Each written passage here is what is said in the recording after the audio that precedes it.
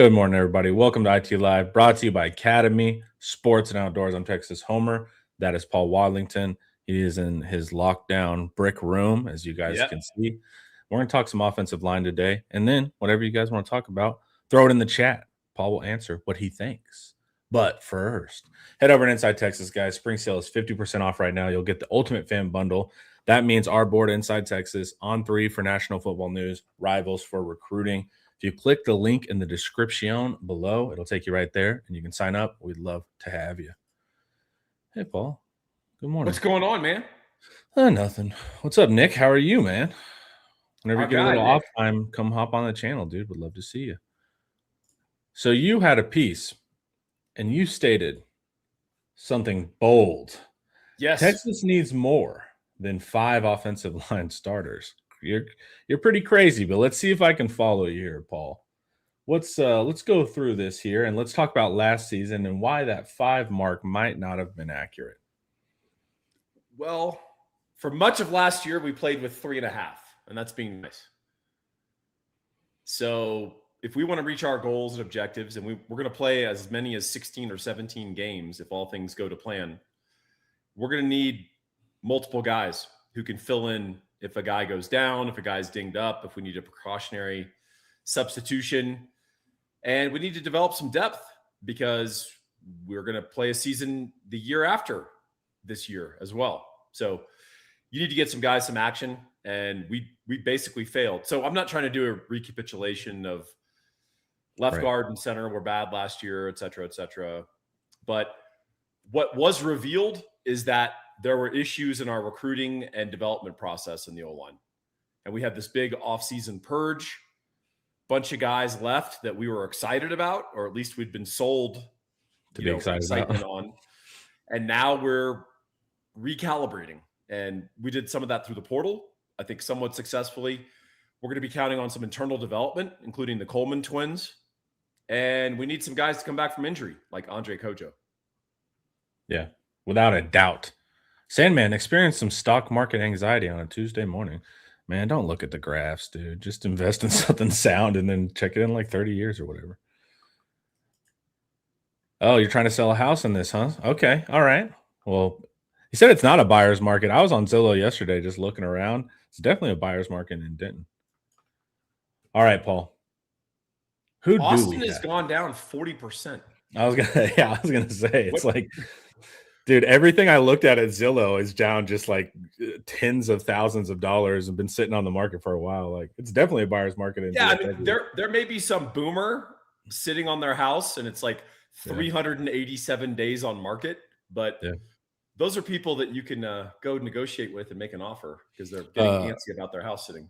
My best friend's little brother, they just got a really nice house for super cheap. His wife wrote the seller a huge letter about their new family and all that, and it worked, dude. They got it way under offer. Dude, that stuff makes me laugh. Everybody, I've never even thought of it. I didn't even know that was a thing. But I was like, dude, if you just get your wife to write like a little bit of poetry, I guess. Hey man, it's worth it if you can get that house for way cheaper. The Coleman twins are triplets. Yeah, they have a brother on campus as well. We are not counting on one of the 3 triplets. Yeah, for sure. All right, let's start off with, I guess, the highlight kind of players, the sure NFL guys, Goosby and Siani. Yeah, I mean, arguably, I've been kind of really researching all of our SEC brethren. We probably have the best tackle combo in the league. Some of that's going to depend on Siani.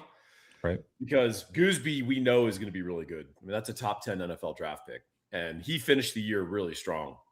Great performances against A&M, against Michigan. Just dominant player, particularly if you're a certain type of pass rusher. If you're a little speedy guy and you're going up against Trevor Goosby, you're in for a really long day. And then Siani is kind of Goosby light. Very similar, long, lean guy. Good feet. He didn't play as good a competition. And in fact, Wake Forest missed out on the 2 really premier defensive lines of the ACC. That's Miami and Louisville. But people like him and his athleticism. I have heard he's had to make a little bit of an adjustment at Texas because when you're going against the second teamers at Wake, it's not quite the same as going against Zina Umeozulu, right? Yeah, you've got early rounders. You're like, oh, time to get a break with Zena. And Sark has said that in during practice they're trying to avoid Colin Simmons basically destroying the play every time. So that means tackles had a little bit of issues. Also, Colin Simmons is really good at football, but I'm sure And Goosby's out for the spring. For those who might Goosby's have out, forgotten. right? So But yeah, Siani is definitely has the traits. That's going to be the big thing for Goosby. What does Goosby actually need to work on? Gooseby, Yeah, he's already fulfilling it. He just needs to get healthy, and he's adding weight. He's getting stronger. That I was was really going the to one. say some play strength on run blocking would be my only thing. Yeah, I mean, the way to thwart Gooseby, the way to thwart the Texas tackles last year was to get a big, strong guy and play him a 4-eye, right, over the tackle and make him push him out. And our guys were not strong enough to do that. Yeah. Paul, are you already in research mode for the pamphlet? Paul's obsessed with football, so he's always looking at random school anyways, but I'm sure it gets more intense in the lead up, right? I am researching the pamphlet, and as every year, my goal is to write it and have it done early. But that means there's going to be a mad scramble the last 2 weeks, and I'm not going to happen. I'm the same way. I don't know why I need that ticking clock, and it always. I don't know. Even editing for videos for Homer, I'd be like, I always felt so much better when I had my script done days ahead of time and all that, and I still would end up having to do everything the day before. It was tough. A deadline and a little panic clarifies the mind. Yeah, I've noticed the same thing. And like we said with Siani, we need to see some things. He has really good feet. When I think of Siani, I think of him like pulling on a sweep. He just looks great there. But of course, we got to see the run blocking, all of that. All right, Connor Robertson decides to return, and for me, he's not an NFL guy, so it's not a ceiling reaching thing. It's just don't make critical errors, call the right call, just be steady, and that's exactly what I want from. Yeah, I mean, Miami went to the final. Came very close to winning the national title this year. Brockermeyer was their center, right? Good, steady guy, not necessarily an NFL future, but if you surround a college center that's competent with talent, you're good. You're fine. Now, would we like an All-American first-team center? Sure. But sure, I'll take one. If you're going to have a guy that's just sort of ordinary, surrounded by good players, center's the position you typically pick. So it seems like most of the intrigue, as usual, is going to fall onto the guards here. Mm-hmm. And so let's see. So luckily, Seymour does get through. With the NCAA, you never know, man. It feels like a slot machine at times. You're just hoping it gets through. But his people had always said we feel really good about it. Now that's solved. Of course, he won't be here until after the spring, so we won't know anything there. But to me, you say he has the inside track at left guard, and I agree there. Yeah, he does. Here's a curious thing.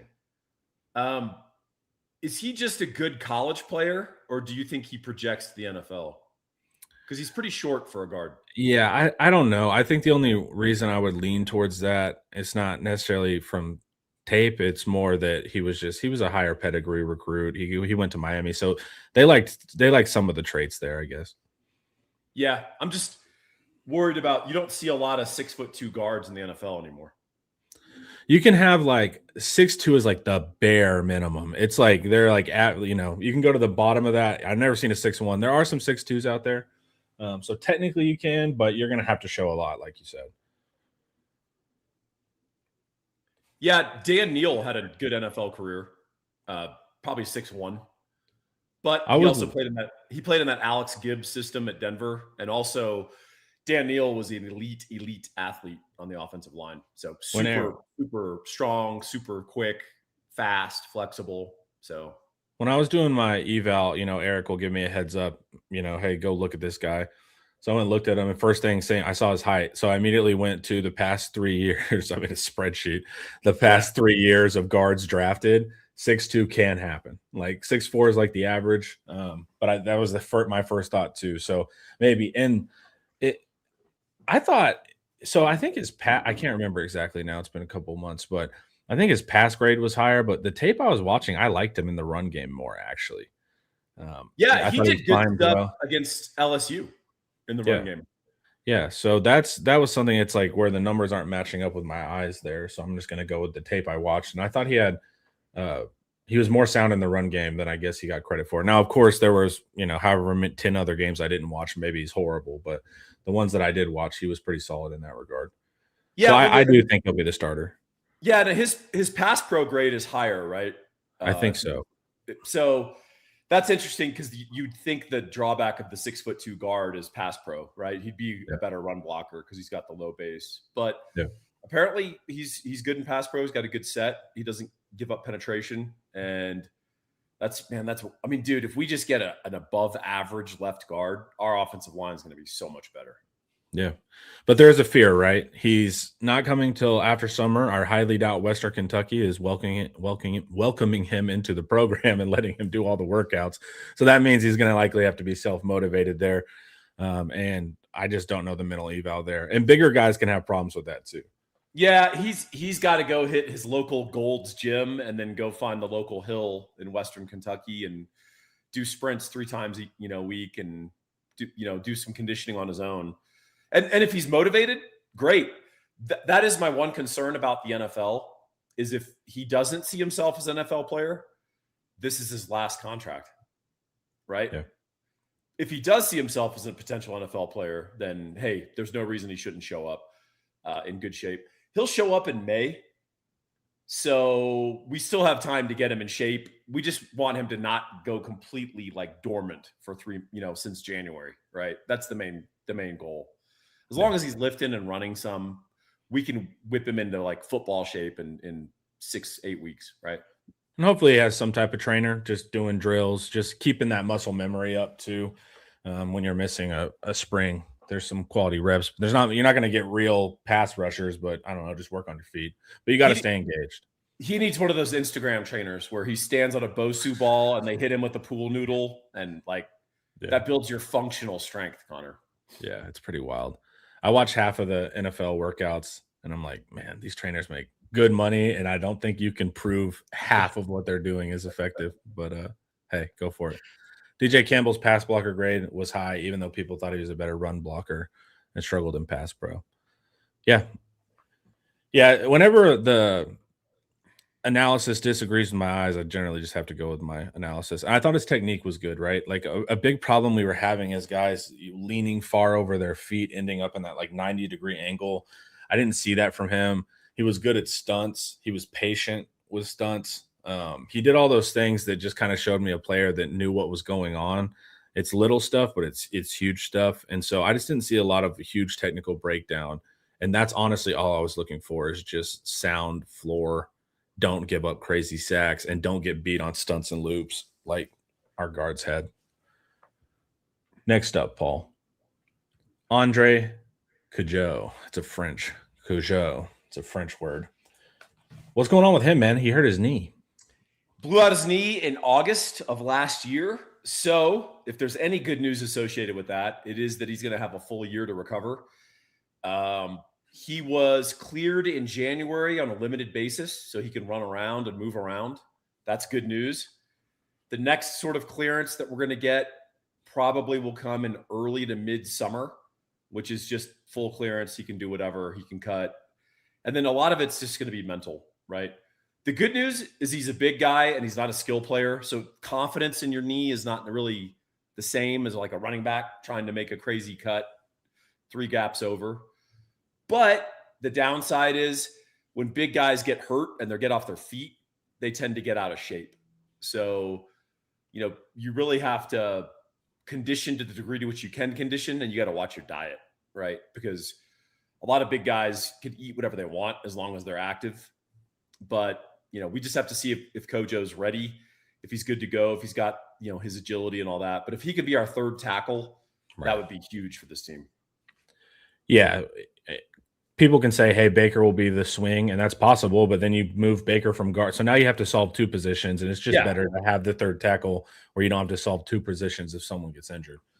And also, he came in really young, right? He was 16, maybe barely 17 when he came in. So now he's old enough to where he's not perpetually behind the 8 ball in weight. Justin Wells says Seymour is in Miami right now, by the way, doing online classes to finish his degree. Oh, okay. Yeah, that makes sense. I mean, It is crazy the degree to which all college now for college football players is online.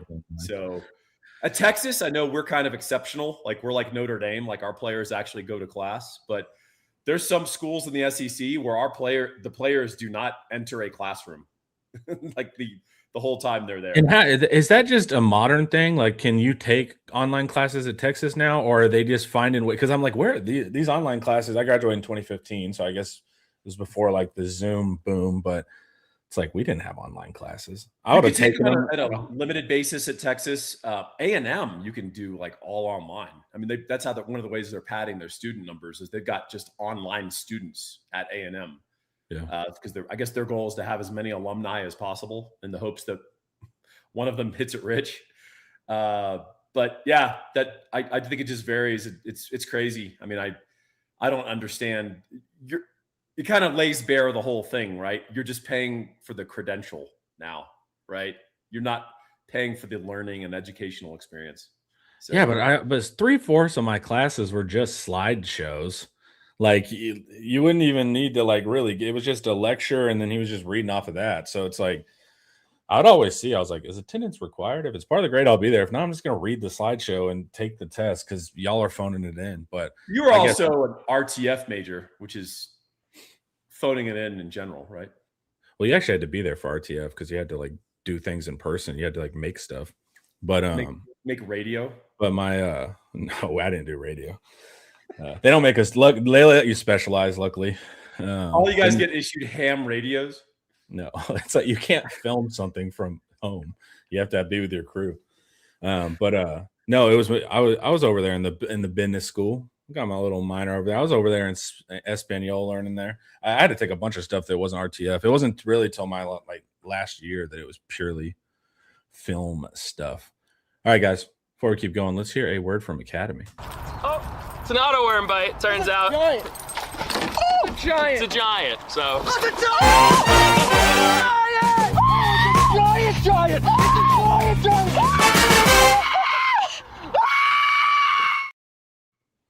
Wow. You know, Justin's convinced us that that's AI when it's clearly not AI. How do you know it's clearly not AI? Because it's not AI. Oh, okay. It's just not. But he's like, the boat would move, and it's like the boat does move. But Justin's like, you can see here that Tower 2 does not. it's not AI, dude. I don't know how to tell you other than it's it's not. Yeah, business foundation. Yeah, got the cert. So do I. I got the business foundation certificate. Oh, nice. Yeah, that was how everyone justified their degrees. It's like, I'm doing what I want, but also I went to the business school. I've got this business school side hustle that everyone's going to be really impressed with on my resume. Yeah, exactly. That is what you think. Wait, are you telling me you have a business cert? All right, you're hired, dude. All right, next up, Jordan Coleman. What's going on here, Paul? Mr. Coleman has been locking it down at left tackle in Mr. Goosby's absence. I haven't heard a ton, but he's getting a lot of work, and that's useful for like figuring out what we've got. And that is one of the things that's been useful for the spring, because we have guys that have been held out, and because Seymour's been late arriving. Obviously, he's training in Miami, doing his online classes. Then we've got other guys who have to step up at those spots, and we got to figure out our depth. And you're going to figure out real quick if a guy can play left tackle if he's going against Colin Simmons. You're going to figure out real quick if you've got a guy who's a backup left guard going against Hero Canoe and January and all these other guys. So, yeah, that's what's going on. And I am very eager to see the spring game. I want to see both Coleman twins and find out what the deal is. Eric was saying yesterday on the live, he was like, yeah, we'll even see if it's like a real spring game. I was like, don't do this. Don't bring the spring. Oh, no. Yeah, do not bring it back and do stupid drills in front of me. That's not the same thing. Are we doing drills in like a 9-foot Fiji low hoop? Yeah, I was like, they better not, dude. They better not. Don't even bring it back if you're going to play these games. Yeah, but that was my big question. With Gooseby out, can you have a tackle that can survive Colin Simmons? So far, it seems like no, from what Sark has said, but you have to put other guys in. You just don't want it to where practice doesn't work at all. And did you read the Sark interview yesterday that On3 did? Chris Lowe did? I wish Sark would tell us that, But anyways, he's willing to tell national guys that like Arch is out for the spring. Essentially, he's just going to do, you know, uh, non-contact drills. I was hoping he would get live reps. So, what do you think about that? I was like, not ideal, especially with our wide receivers being new. Wingo hurt. It's like, man, we need reps, dude. We need chemistry there. They're going to get a lot this summer. Yeah, but still, it's like I would like Arch. I'm not doubting any of his intangibles or anything like that, or even tangibles. But man, I just want that connection early, because then you get paranoid. Anytime they miss a throw in the fall, you're going to be like, see, it's because in late March they weren't together. Nah, they're gonna get a lot of throwing in. They're gonna get together this summer. They're gonna do a bunch of 7-on-7 stuff. They're gonna go. I'm sure Arch will take some guys to like New Orleans with him or something, and they'll get a lot in. I'm not worried about it. Yeah, and a lot of them are NFL prospects, so it's like they got to be ready, man. They're training for something bigger. Paul, how much stock do you really put into a spring game? Well, tell you what, I used to poo-poo it sometimes, but I put quite a lot into it because I got lied to about our offensive line quite a bit. And if we'd had a spring game, I would have known some stuff that I was accepting. I would have been able to put eyes on it and figure out that we had a big left guard issue. So, yeah, I put some stock into the spring game. And you see guys move around, right? You get a sense of certain things. I don't take things from the spring game that other people do, which is like, what's our D going to be? Or what's our offensive strategy going to be? That's not what you use it for. It's to see guys move around, to see guys go against each other and what it looks like. Like, who's an easy mover? Who, what freshman can, break out of his back pedal instantly to test the ball? Like, just basic stuff like that. That's what I look at. Yeah, none of it for me is score or winnerness. Like, wow, the black squad really came back. It's like, who cares about that? But it's technique. It's just technique, because that never lies, right? Like, if an offensive lineman is falling all over the ground all the time, like that translates.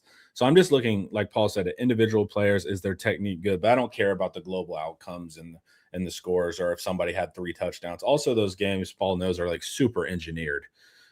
So it's like Sark will have his script, defense will have their script, and sometimes they talk basically where Sark is like, hey, kind of, give me a touchdown. Hey, don't blitz this series. Because yeah, exactly. So the games it's definitely WWE. It's not a true game there, because they're trying to get looks and stuff like that. So don't take much from that, but you can take looks from if that wide receiver runs horrible routes, or that offensive lineman can't stay upright, or if the quarterback's feet are bad. Like, all of those little micro things are far more important. And I didn't know how important it was too until we didn't get the spring game. Yeah. We don't get the end zone view, which is tough. So we just have to watch the TV copy, but only you get paranoid, Homer, for sure. WWE isn't real. I'm sorry about that, Michael. I apologize. It absolutely is real. They all hang out with Santa Claus. All right. Chapman. Can't figure this deal out. So apparently he was injured last year, but he appeared in 3 games. And the 3 games were San Jose State, OU, and Arkansas. So when was his injury? If that, I'm asking. So, and then also we had a giant void at left guard. We tried a lot of people there, 3 different guys, right? Mm-hmm. Where was Jaden Chapman in that mix? So 4th-year player. He's been around for a long time. He did not hit the portal. We have tried him both at sort of tackle and guard. So he's sort of like a swing guy. I mean, we need this guy to at least be a base depth piece who, if you have to put into a game, that you're not feeling bad about it. So the question is whether that's a tackle or guard.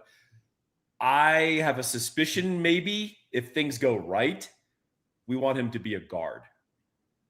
But we need some guys at tackle to step up. Yeah, especially if we're able to get Kojo as that good third and then Baker. I think we're good on tackles there. Or, I mean, if Coleman can hold up a tackle and we have a true 2 tackles off the bench, that would be fantastic, right? And then we need Chapman at guard. Yeah. All right, Sikorsky, the young guy out of Oregon State. I think he's a year away. But interesting guy. Some of his best tape is against the best teams he played, Oregon and Texas Tech, who both had big-time defensive lines. And then bad tape against Louisiana and some other teams. So kind of interesting. overall a better pass blocker than run blocker. And I guess he's young. You know, he was a redshirt freshman and started 6 games. I think he got injured, and then you know, he's got some upside. The staff likes him. They think he can be a good pass protector, and then the run blocking will come along. He's a big guy, so I think he's listed at 335, 340, something like that. So big dude, and you know, at very least we need him to be a viable depth piece, and if not, our third guard. And then John Turntine, the freshman, what is his weight now? I don't think it's anywhere near playing weight, but it was still a huge. Yeah, I was gonna say it's still a huge jump from what he walked in as. So he gained like 20 or something pounds, but yeah, he still has a long way to go. That's why we were talking about, like, do you use him as like, what's the term? The jumbo tight end? Is that what we had, where we would have the offensive lineman type body? So he's still got a while to go, but Paul, give him the spiel on offensive lineman gaining weight. It's easy. Big, athletic, genetically gifted young men with big frames can gain weight. Don't worry about it. Yep. You know, he'll play eventually at 305. And he gains and loses really fast. And so I think he can get up there. Paul, you've been preaching offensive line is hardest to project. Why don't they just fill up to the 115 limit, low or no pay, and just platoon the hell out of teams? Fill up to the 115 limit with bad offensive linemen and platoon. Pretty much. Okay. Well, why don't you? Can you create the walk-on effect by just getting 15 of them and hoping one of them? No, apparently not. Yeah. Also, too, there's just a realistic nature to practice. Like, you have a number, but you can't get all those guys reps in practice. Yeah, you can't. So there's just a real number there. That's why they up the. I don't know why the NCAA is so weird. They go up in limits when everyone's like, why? We have to pay players. Like, why would we do? We're not going to be able to get the star wide receiver for paying 15 guys, even a little bit of money.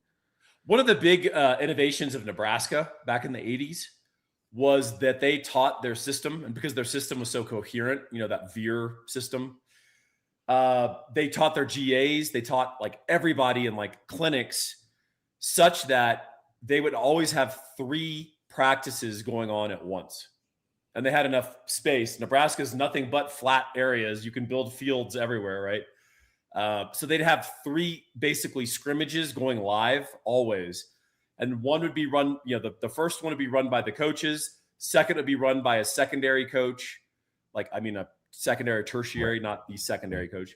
And then the third would be run by the GAs, and they would be like your third teamers and your walk-ons. And those were developmental practices. So you'd look for like, hey, this guy's flashing. We just need to put 40 pounds on him, you know, whatever.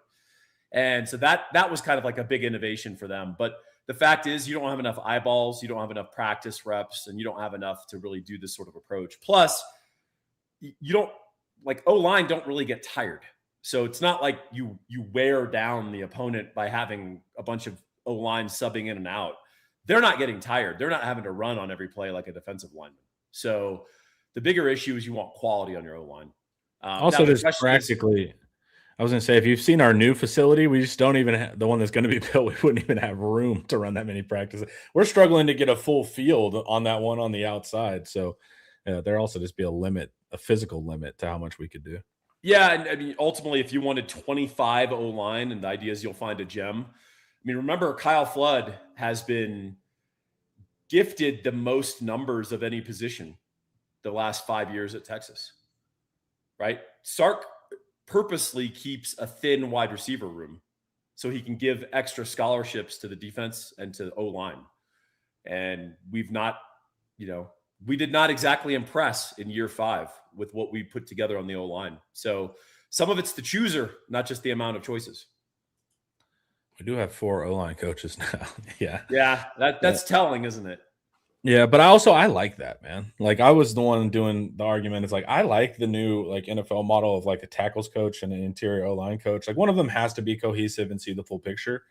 But I do like that. And of course, because it's like with Flood, I'm like, all right, Flood, like, I'll let you handle the tackles. I feel pretty good about what the tackles have done, but I would like someone on the interior coaching that specifically, because that's where we've seen issues for kind of 5 years. The tackles are reflective of your recruiting. Right. Like your But ability it's, to sign great athletes. yeah, but that's Your true- still fine to me. True O-line development is your center and your guards, right? I agree. I agree. Right? I agree. Yeah, some of that is just from birth. These guys are NFL players, but still, my point is we've been able to get the talent there successfully to where you can kind of put it in autopilot, but the interior has not been the same. Agreed. Paul, before I ask this, would you like to tell the people who the best mortgage man in the land is? Because it's a buyer's market, Paul. It is. Apparently, the market going down in Texas and most of the major cities is not enough for some of you, but it is indeed a buyer's market. And this is the gentleman you want to go buy with. His name is Gabe Winslow. He's the best damn mortgage guy in the state of Texas. 832-557-1095. Gabe is exceptional at what he does. Tons of raves. Go read his Google reviews. I think he's got over 200 now. And they're not all lowercase with one adjective, like great, with great spelled Grate, and then you click on the person and he's from Calcutta. No, these are real. It's like 5 paragraphs of all the stuff Gabe did to solve some problem they had. Look, this guy's the best. And you're going to make the biggest financial decision of your life, get the best person in your corner. That's Gabe Winslow. 832-557-1095. Buy the house, marry the house, rent the rate. You find the house that you want, go buy that house. Rates will change. If you live long enough, you'll see every rate possible. And Gabe is the guy to partner with. And often he can refi you for free because he wants to build a lifetime relationship with you and do 5-6 moves and refis throughout the course of your life. Call Gabe. 832-557-1095. Gabe playing the long game. Good man. Good man. That's right. You need to call him, Connor. I do. I'm thinking about it, dude. You need to. Denton's still affordable. I found a little tiny home yesterday for like $70K. You pay like $500, and then it looks sick. It had like a sick place for my office. And I showed my wife. She was immediately like, "No," and I was like, "All right, fair enough." It's awesome because you sit on your toilet also as your office.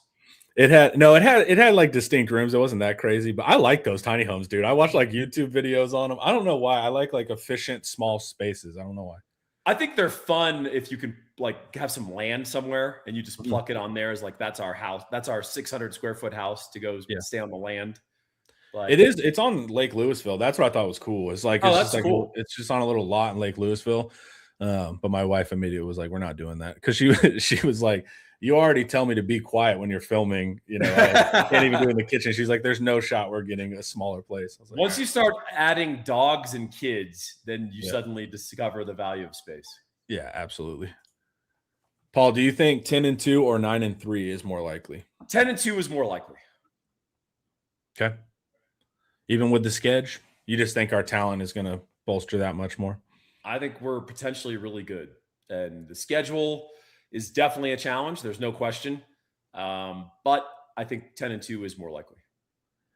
I am in a weird emotional space because I'm a little optimistic about this football team. You don't know what to do with yourself. I don't know what to do with myself, dude. And I'm like trying to think through everything because I don't think the offensive line is going to be elite as we've discussed, but I just and I know we've talked about the old proverb, it can always get worse, but it just doesn't feel like that. So I feel like we can get the average on the offensive line with some really good elements in our tackles. I feel great about wide receivers, Arch. I feel way better about running backs on the offensive side, tight end blocking. So even me, Eeyore, pessimistic, even I'm like, I don't know, man. I feel pretty good about this team. Yeah, you were talking about the jumbo tight ends. Hey, man, you don't have to do jumbo tight end when you have real tight end. Exactly. The one that I think I might be overlooking is just like assuming the defense will continue at pace. I think that's where I could potentially get it wrong just because it's a new system, a different system.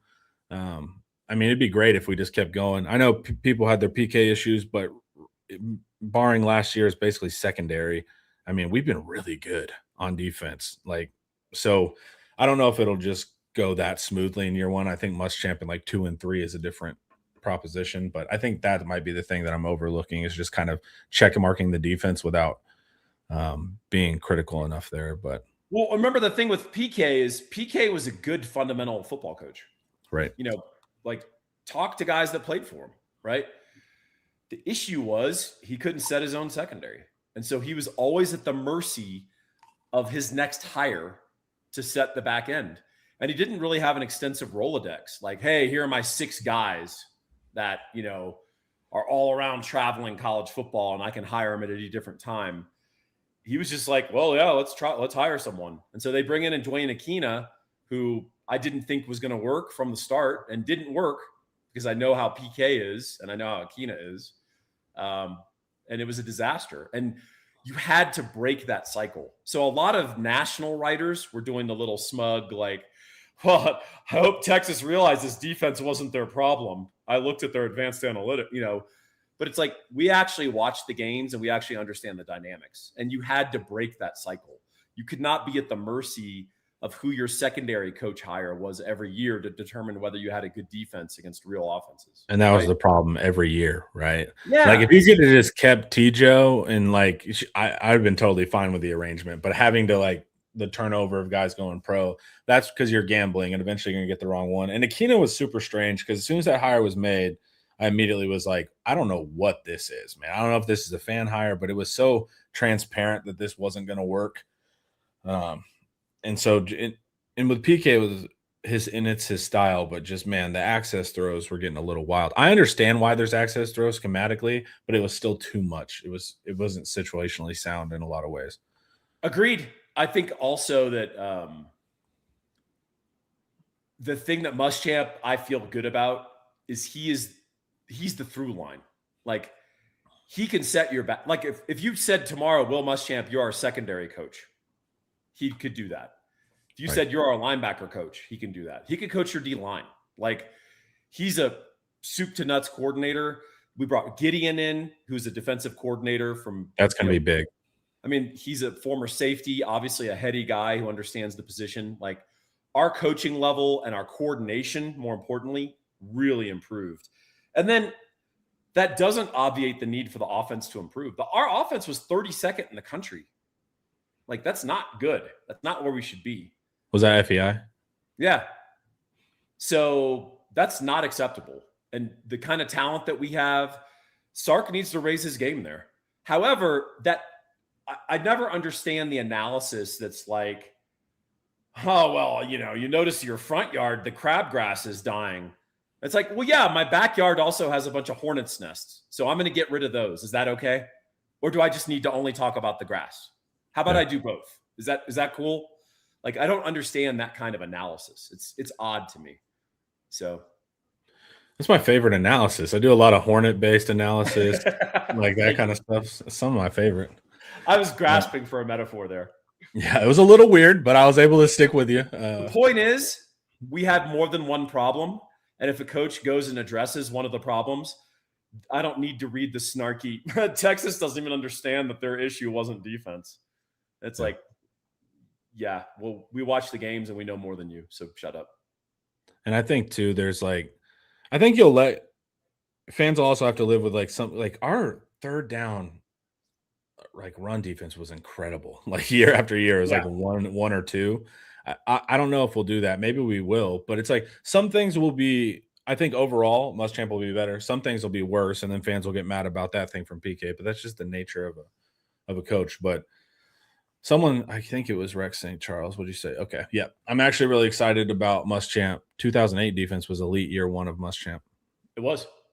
And it's possible. Like it's especially kind of an NIL era. And also he's been hanging out at Georgia. Like he's still scheming up. It'd be scary if he wasn't a DC since South Carolina and he's just been chilling at the lake house and he doesn't really know what's changed or evolved with offenses because things are different.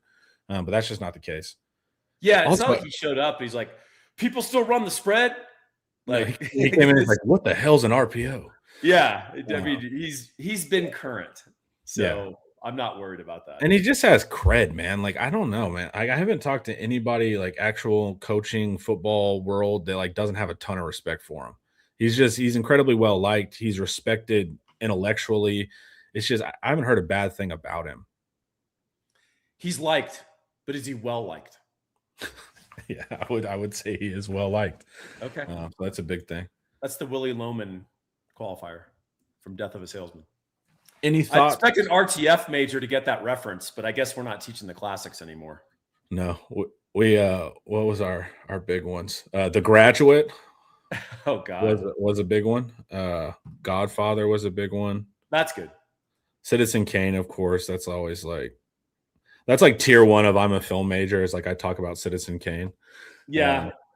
It's like if you want to be cool, if about you want Birth to be of a a Nation? sophomore, you do talk Birth of a Nation. Because Oh, Lenny Dykstra unfortunately, even though the topic was not great, it was one of the most innovative films ever made at that point. It was first feature. So you actually do study Birth of a Nation, even though it's all pro Klan. But you actually do talk Birth of a Nation because unfortunately it was incredibly innovative at its time. Not even just innovative, like it was the first feature. It was film. the first like, feature film. Yeah, like it was like he created the form. But yeah, I had an awesome film history teacher. That guy was great. He like actually loved film. He was a grad assistant, dude. So he was chill. He wasn't like the jaded, like intellectual, snobby film professor. All right, let me see. You guys just dropped a bunch of comments in here. I'm trying to catch up. Any thoughts on the Paris Patterson transfer? Yeah. Any thoughts there? Depth. And he was a non-starter at SMU. I mean, he's a body. So yeah. And I guess we'll just kind of take that to fill out the room, right? Just run your drills, all of that. I guess. I mean, it is with the delta between some of our walk-ons and that guy, is that dramatic? I don't know. That's odd. I don't know if it's a size thing. Maybe he's just bigger. I don't know. Yeah. Tropic Thunder is an incredible film. 12 Angry Men, incredible film. I actually watched that with my grandmother because I try to find things to watch with her that are appropriate.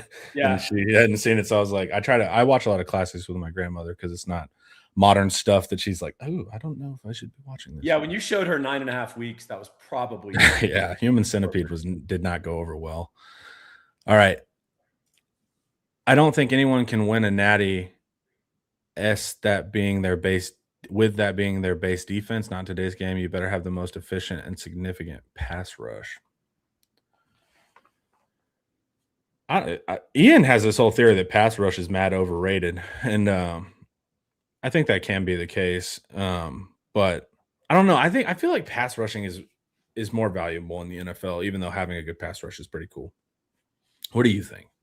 I mean, the old rule is if you play a good offensive line and a good quarterback, you better be able to cover. Because your pass rush can't dictate the game. Oh, he's talking about the pass rush needs to be solid if you're going to play press man, but we don't play press. We play like man match to avoid that exactly. So we won't match up. I mean, sometimes we will, but generally we're just waiting for the routes to declare so we can be in good position opposed to like hyper aggressiveness. Muschamp, oddly, he gets the aggressiveness check mark, I think mostly because of his personality.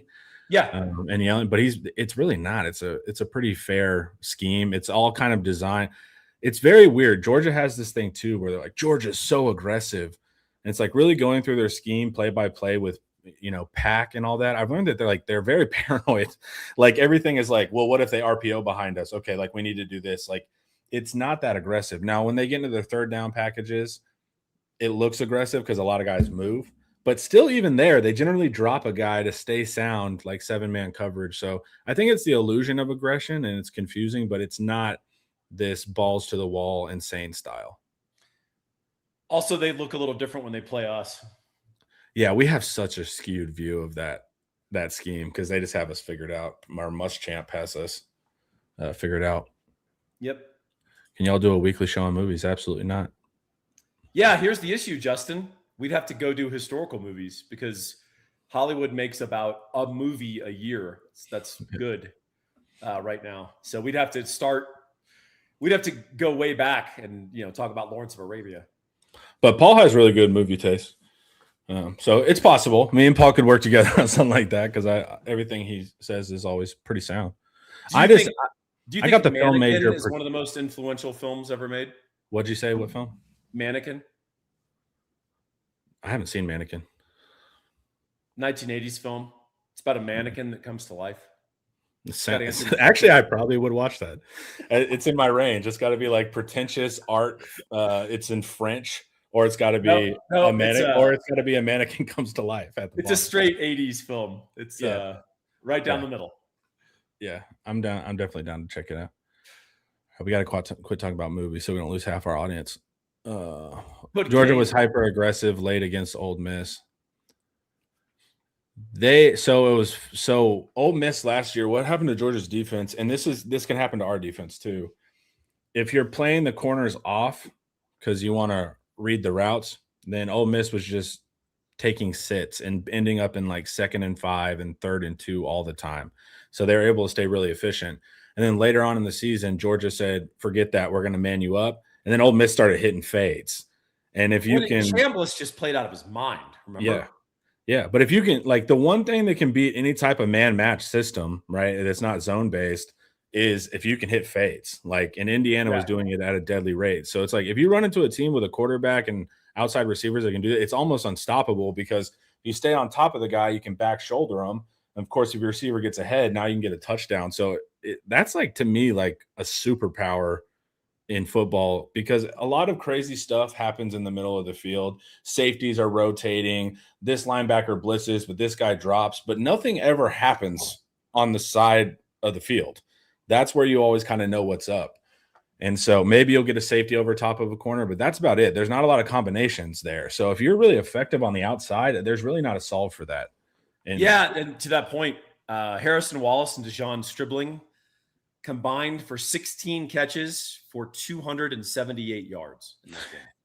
Yeah. And Chambliss went for 362. I mean, Chambliss was awesome in that game. Yeah. So if you have quarterback run and you have crazy receivers and go up and get it, that's why the corners are really important in the system. Everyone's important, blah, blah, blah. But corners are really important because if they can get mossed and stuff like that, that's how you beat this defense. Yeah. But I feel good about we have man corners. And so we got like 7 of them. Yeah, we got like 7 of them that can like really run with guys.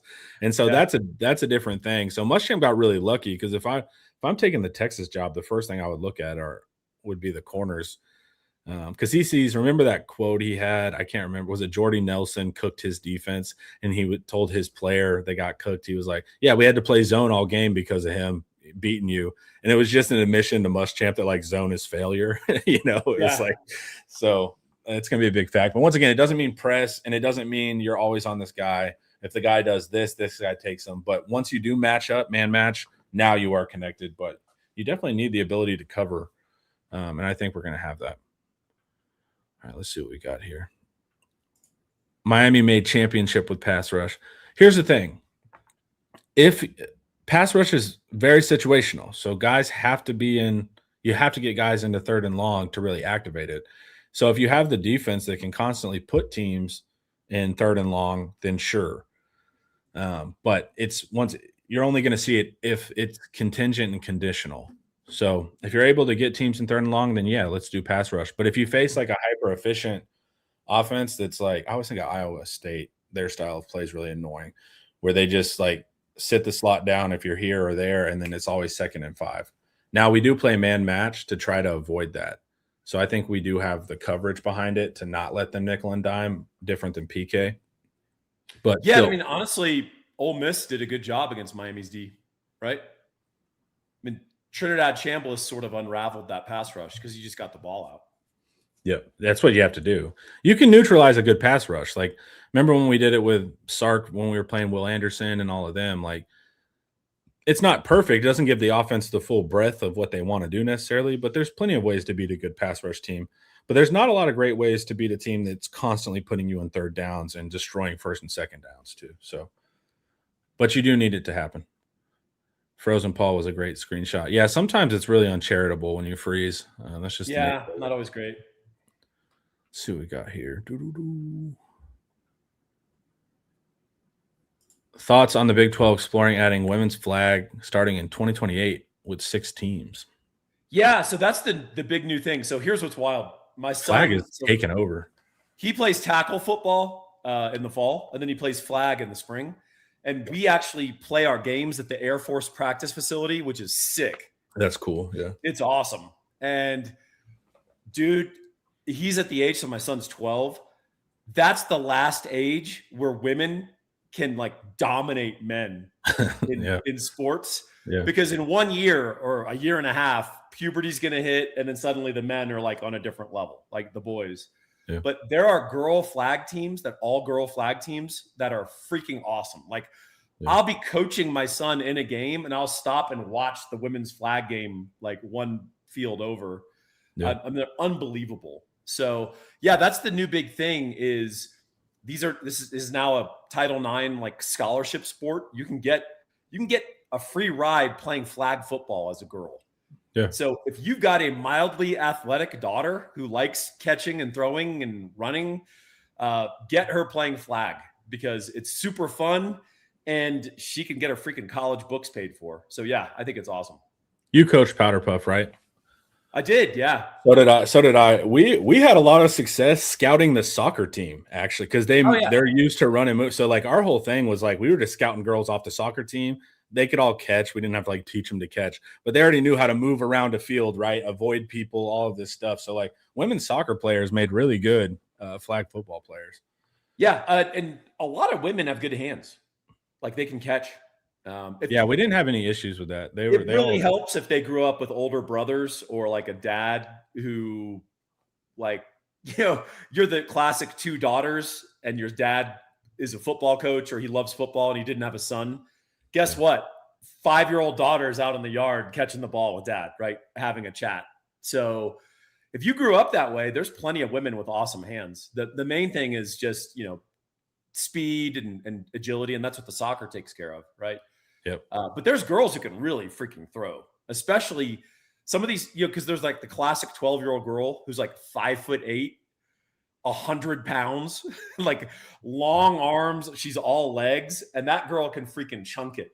So, and they're all. That was our problem. We didn't have the ability to pass because keep in mind this is late in high school. So, and like football is a weird throwing motion. There's really not anything that mimics it. So our thing was definitely we had to get the ball. It was a lot of short passing. Yes. Then the soccer player runs because you have to practice that. I mean, there's still plenty of guys that throw a football weird. But that was our week. There was no deep balls whenever we were doing Powder Puff because they could not throw it past. And also, generally speaking, women are more coachable.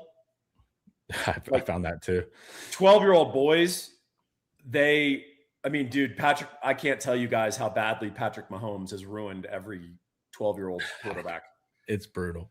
And by the way, you can show them, look, when he has protection, he drops back and literally throws perfect technique. Like, he's not sidearming anything. Why do you guys keep sidearming everything? Like, stop. Why are you throwing off the back foot, like trying to do – dude, it's Steph Curry. Steph Curry ruined basketball at the younger ages because everyone wants to hit threes from half court. Yes. And then Mahomes ruined youth football. And not even just youth. You see it in college now where you're brutal. Like, why are you doing this? It's there's only Viola, Mateer. Yeah. Arch will do it too sometimes. Like, it's like, why are you doing that? There's no reason to be off platform. I can think of like only two valuable situations. It's like someone's blocking your line of sight. You need to go sidearm. And then sometimes on a screen if you're worried about someone jumping it. But those are like the only two times where it makes sense. And if you do it outside of that, it's just you're trying to be a cool guy. Yeah, I will. My son can throw and he can play some quarterback, and we'll go out and just throw in the street, and he'll start off that way, like running and then like throw side. And I'm like, I'm such a like jerk. I'm like, we're going in. We're not going to throw if you do this. Like, you have to throw correctly for half an hour, and then at the end you can throw stupid for 5 minutes. You can do your cool like, guys. Okay. What do you think? He think he's going to be an O lineman, right? Yeah. Yeah. He's 12 years old and he's 5'10". Yeah. Yeah. What does he play? What does he play in flag? Quarterback? He plays quarterback and center. Yeah. Flag didn't even exist whenever I was growing up, so I don't even know the rules or how it works. But it wasn't a thing when I was a kid. Yeah, it's a different sport. Watching like the Olympic version and stuff like that too. So, I don't know. Will it be good, or is it the 7-on-7ification of everything? I don't know. What do you think the value is in the off season? Just staying in skill shape? Development, and you really, it's basketball and grass, so you really work on your hands, you work on body control, stuff like that. It's good for DBs. It's good for wide receivers. It makes the big guys run around and like work on their athleticism. So I was going to say, the problem to me is the gap of skill between the big guys now and the skill guys. Like the receivers are incredible now because they're just like year round 7-on-7 football. Like they get so many reps, and the big guys just really don't. D lineman gets a little bit more, like edges get more because you can pass rush single guys, but just feels like we need to create some cool version of a 7-on-7 for big guys, but I don't even know how to do it. But there's not a lot going on there, and it's a huge difference. You've talked about it, right? How offensive line just doesn't have what it used to. Yeah, I mean, you're not going to simulate that very well in anything but football, other than maybe go hit the weight room. Yeah, but it's like, man, we need to get reps. I did 7-on-7 as an elite snapper. Nice. Elite, and I had different formats. I could snap out here, out from the side. So I was doing. I was kind of innovating out there. Then we got to go to Chili's after. It was pretty nice, dude. I actually like doing 7-on-7 snapping because you just got to hang out with your friends, and then, like I said, go to Chili's. And I'm always down to go to Chili's, man. We have an offensive line crisis. We do. Yeah, I don't know if it's a coaching crisis though, because it's like I don't know if they've adapted. They've changed so much about what an offensive lineman is selected for by the scheme that it's like we're still. If you listen to an O-line coach, it's like you could still take 80% of what they're saying from the 70s. And it's just like, that's just not the modern game with a pass pro focus. So I don't think that's true. I actually think, if anything, we've gone too far the other way of it, adapting all these, like the duck walk approach to blocking, where your legs are always widely splayed and you never like get that. I do agree with that. So, I mean, there's some stuff that we teach now in O-line that I think on re-examination, some of the stuff's going to be discarded, but it's all new. Maybe some of the technique stuff. Who is it, Duke or whatever, that changed the whole game on how the modern approach to O-line? But Duke Mayweather, right? I think that's it. But still, maybe it's just more of their lip service. But what I hear a lot in the clinics doesn't match. Like they'll talk like they're a road grading football team, and then they recruit basically the power forward. Yeah, 6'6" guard. So I think a better way for me to say it is like there's a disconnect in the language used and then the materials gathered. And so I think and the spread and its prolificacy, I